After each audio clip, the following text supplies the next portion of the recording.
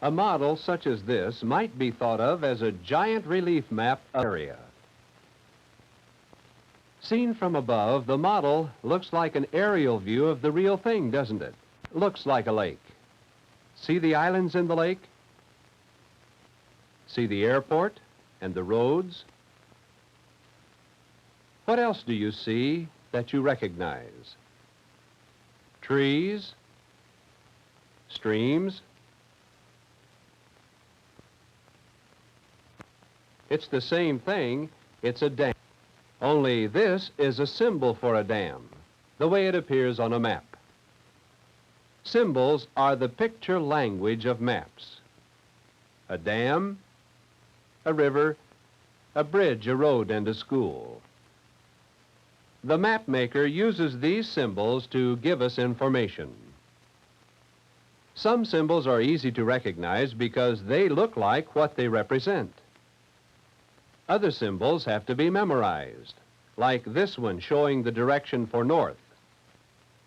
We need to know directions to know where we are, to become oriented.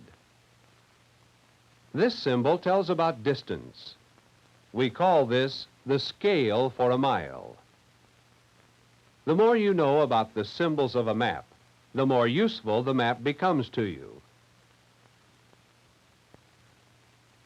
If we take away the symbols for the man-made objects, a map can still tell us a lot about where we are and what we will see if we explore. You will notice that the lines in nature are very seldom straight lines, nor are the shapes regular shapes. Each turn of the river is a little different. Each tree has a slightly different form. The edges of the forests and the ridges and the valleys are rough and irregular. Here we can see what the poet means when he speaks of the river winding its way to the sea. So when you see an irregular line on a model or a map, it often symbolizes a dividing line drawn by nature and then traced by the map maker. One of the most common of such lines is the dividing line between the land and the sea. We call such a dividing line a shoreline or a coastline. From here, a coastline would be easy to find, wouldn't it? That's right, it's the place where the land and the water meet. But how about this drawing? If the shoreline is here and here, how would we show it on a map? Seen from above, a shoreline looks pretty flat. Even so, it's easy to tell the land from the water, isn't it? The colors are different. And since the water looks blue, let's use blue for the water in our drawing. A make-believe line called the datum plane separates the water below from the land above. Let's color the land brown. We are adding to our picture symbols color symbols, and on a map they look like this. To tell how deep the water is and how high the land is, let's add to the color symbols line symbols called contours or contour lines. Contour lines are drawn at even intervals. Here, every 10 feet below the water and every 10 feet above. For the deepest part of the water, let's use a dark blue. This color will represent water 20 to 30 feet deep. From 0 to 10 and from 10 to 20, let's use lighter shades of blue. On our map, they will look like this. For the highest layer of land, a light brown is used, and the brown gets darker as it gets closer to the water. A map using colors and contours looks like this. Even without the numbers, if you understand the symbols, you can quickly tell where the water is deepest and the land highest. Downhill, uphill. And where the contour lines are closer together, the hill is steeper. And this is a good thing to know because looks can be deceiving.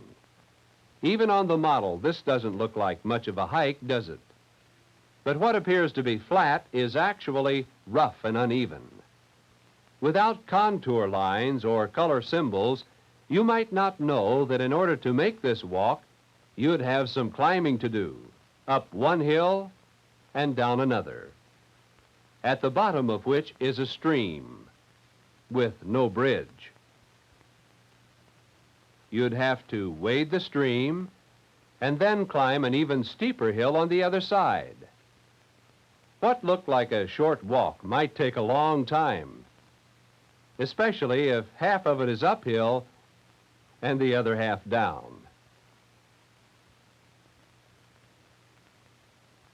What about the towns and cities where so many of us live? Have you ever been up in a helicopter where you could look down and see the houses and other buildings below? If you were going to make a map, how would you show a heavily populated area such as this? It would all depend on how big the map was, wouldn't it? And how much we wanted to show. If we were making a model or a giant relief map, we could show our town like this. The symbols would look very much like what they stood for. This would be known as a large scale map. In other words, the map is large enough and the area shown is small enough to allow the symbols to look like what they stand for. But not all maps are like this, nor do they need to be. We may be interested in a larger area. If so, the scale for our map must become smaller. It becomes less important for the houses and buildings to look so much like what they are. We may be more interested in the streets and the highways approaching the town. Or we may be interested in the land that surrounds the town. You will notice that the more of the area shown, the less like a town our symbol becomes. On maps that show very large areas, a town, even a city, may be shown by just a small dot. Now we see that a small amount of the map represents a lot of territory. Therefore, we say it is a small-scale map. But now suppose we were not interested in the towns, but in the rainfall of the United States. The map maker could very easily give us such information by simply adding to his map what we call a legend. A legend tells us what sign language is used by the person making the map to give us special information.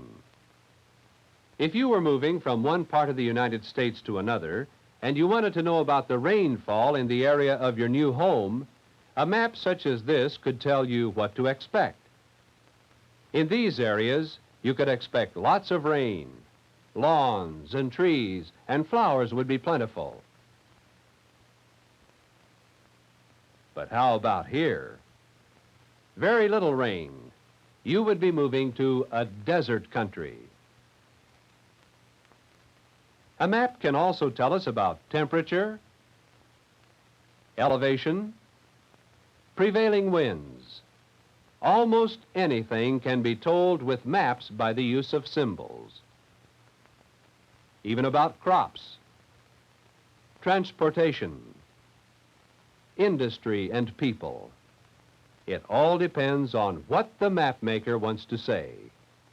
So the next time you look at a map, see how much more it tells you when you learn what the symbols stand for, when you learn the picture language of the map maker's story concerning that part of the earth he is trying to represent.